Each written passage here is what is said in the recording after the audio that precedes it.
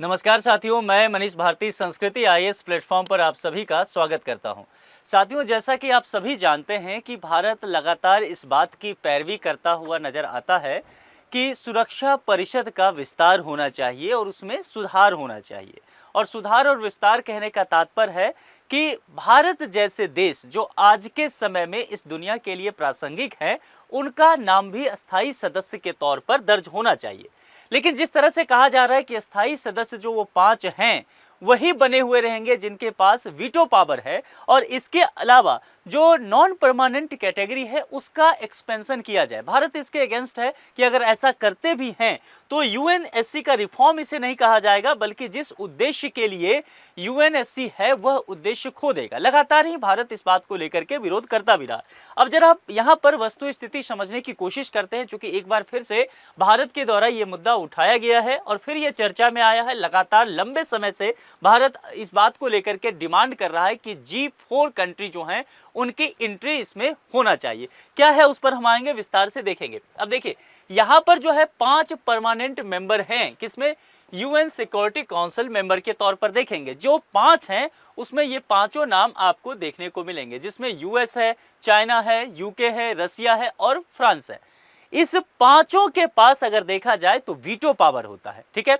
अब यहाँ पर 10 मेंबर जो ऐसे हैं जिनके पास ये वीटो पावर नहीं है, और ये परमानेंट मेंबर भी नहीं है, नॉन परमानेंट मेंबर है, जिसके अंतर्गत अगर ये पूरा देखेंगे तो कुल मिलाकर के 10 और 5 15 होगा।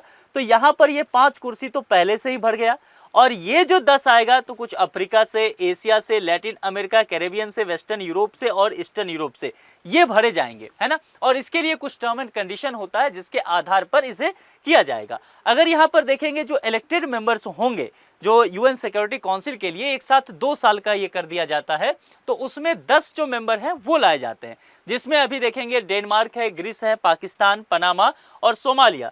ये कहाँ कब के लिए है? 25-26 के लिए, क्योंकि 2 साल के लिए किया जाता है। 26-27 का भी जो चल रहा है उसमें से अगर देखा जाए तो बहरीन भी है, कोलंबिया है, डीआरसी है, लातविया है और लिबेरिया है। तो कुल मिलाकर के अगर देखा जाए तो ये ऐसे 10 देश हैं जो रोटेट होते रहेंगे, है ना। ये 10 देश फिलहाल हैं, फिर बाकी आ जाएगा, फिर बाकी आ जाएगा, यानी कि रोटेट होता रहेगा। लेकिन पूरा खेल कहां पर फंसा हुआ है? उस 5 देश पर। कहा जा रहा है कि इसको क्यों ना आप बढ़ा सकते हैं, ये यूएनएससी का विस्तार आखिर क्यों ना किया जाए समय के साथ। आज के समय में क्या इस दुनिया में भारत की प्रासंगिकता नहीं है? क्योंकि एक वक्त हुआ करता था जब अगर आप देखे जाए तो अक्टूबर 24, 1945 जब शुरुआत यहाँ पर हुआ था तो 51 कंट्रीज के मेंबर थे यूनाइटेड नेशंस के।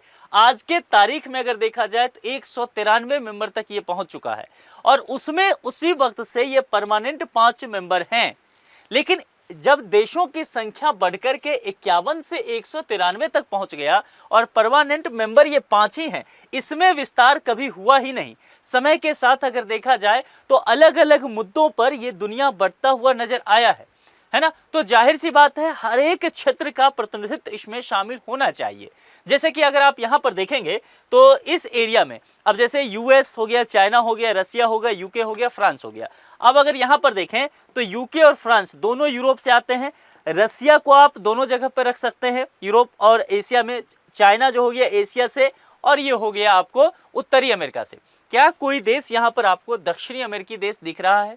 क्या ऑस्ट्रेलिया से है? क्या अफ्रीका से है? नहीं है। इसके अलावा अगर एशिया की ही चर्चा करेंगे तो चाइना को छोड़ दे तो बाकी प्रतिनिधित्व तो आपको नहीं नजर आएगा। क्या एशिया में आज भारत की भूमिका इतनी बड़ी नहीं है कि निश्चित तौर पर आज इस दुनिया के लिए वो प्रासंगिक हो? यही सारी बातें कही जा रही है और इन्हीं सब चीज़ों को लेकर के बार बार कहा जा रहा है कि इसमें विस्तार होते रहना चाहिए। और अब यहाँ पर हम देखते हैं कि वो 10 देश जो लगातार जो नॉन परमानेंट मेंबर हैं वो जो चुने जा रहे हैं, उसमें से फ्रिक्वेंटली जो आ रहे हैं जैसे Japan, Brazil, Argentina, India, Pakistan, ये तमाम देश हैं जो ज़्यादा से ज़्यादा चुने जा रहे हैं। इसमें से अगर देखेंगे तो जापान की भी बात की जाती है, ब्राज़ील का भी, इंडिया की भी बात की जाती है, कि इसके अलावा साउथ अफ्रीका के भी, ऑस्ट्रेलिया का भी, जर्मनी का भी, कि ये तमाम ऐसे देश हैं जिनको अस्थायी सदस्यता मिलनी चाहिए। अगर भारत के महत्व को ही लेकर के बात किया जाए, यूएन में भारत के महत्व देखेंगे तो जो यूएन पीस कीपिंग मूवमेंट है, भारत सबसे अधिक महत्वपूर्ण पार्टनर के तौर पर यहाँ उभर करके सामने आता है। मेल में भी और role of women in UN peacekeeping में भी भारत सबसे अग्रणी देश है। तो कुल मिलाकर के इतना सब कुछ होने के बावजूद भी, भारत का इतना महत्व होने के बावजूद भी आखिर इसमें विस्तार क्यों नहीं होता जा रहा है? और ये जो 2 टियर बन गया है ना, इसको लेकर के भारत इस रिफॉर्म का विरोध भी करता है। और ये G4 जो प्रपोजल मैंने आपसे पहले कहा था, इसके लेकर के भारत इसकी पैरवी करता है कि समय के साथ इसमें विस्तार किया जाए, जिसके अंतर्गत देखेंगे यूएनसी का ये टॉप 5 जो देखा जाएगा, जिसको आप कह सकते हैं वीटो पावर है। इसके अलावा G4 की अगर बात करेंगे, G4 में अगर देखा जाए तो जिसमें एक ब्राजील नजर आएगा, एक जर्मनी, एक इंडिया और एक जापान।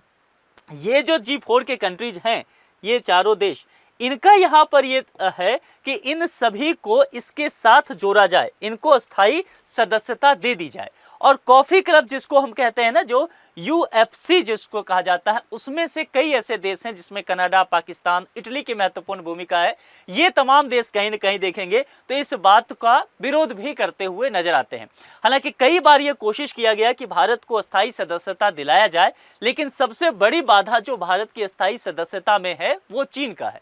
क्योंकि नियम ये कहता है कि ये पांचों देश जो हैं, जो भी इसके मेंबर हैं, ये पांचों देश सहमति अगर देते हैं तभी कोई नया सदस्य इसमें एंट्री ले सकता है। तो कुल मिलाकर के इसमें अगर पांचों देश के लिहाज से बात किया जाए तो चीन निश्चित तौर पर बड़ी बाधा भारत के लिए बनता है, और चीन हमेशा ही भारत को रोकने की कोशिश करता है। हमने लगातार ये सुना होगा, आपने पढ़ा भी होगा, उसमें हम बात करते हैं कि भारत को अस्थायी सदस्यता का ऑफर आया था, और ये भारत के तरफ से उस वक्त कहा गया, नेहरू जी तात्कालिक प्रधानमंत्री हुआ करते थे, उन्होंने इस ऑफर को लेने से मना किया। कहा गया कि 2 बार जो है उनको ये यूएनएससी का ऑफर आया गया, और उन्होंने कहा कि फिलहाल हमें इसकी आवश्यकता नहीं है।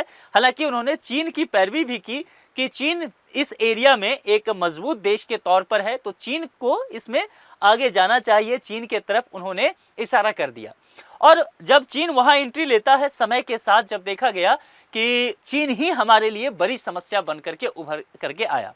हालांकि आप इसे उस वक्त क्या नेहरू जी की गलती मानेंगे या उस वक्त समय की आवश्यकता मान सकते हैं, क्योंकि नेहरू जी का ये मानना था कि हम नव स्वतंत्र देश हैं, बहुत तरह की हमारी आंतरिक समस्याएं हैं, अगर यूएनएससी के परमानेंट मेंबर बन जाते हैं तो तमाम मुद्दों पर अपनी राय रखना पड़ेगा। दुनिया 2 खेमे में बढ़ चुकी थी द्वितीय विश्व युद्ध के बाद, और आप जानते हैं कोल्ड वार का समय था, एक तरफ जहां अमेरिका, दूसरे तरफ यूएसएसआर, और खेमों में बढ़ते जा रहे थे लोग। तो कुल मिलाकर के इस बात को लेकर के चर्चा किया गया कि अगर ऐसा होता है कि भारत यूएनएससी का परमानेंट मेंबर हो जाएगा तो भारत को तमाम मुद्दों पर अपना पक्ष रखना पड़ेगा, भारत फिर गुट निरपेक्ष या तटस्थ नहीं रह पाएगा। तो उस समय के लिहाज से निश्चित तौर पर भारत के लिए यह परेशानी हो सकता था, इसीलिए भारत ने इससे अपनी दूरी बना करके रखा।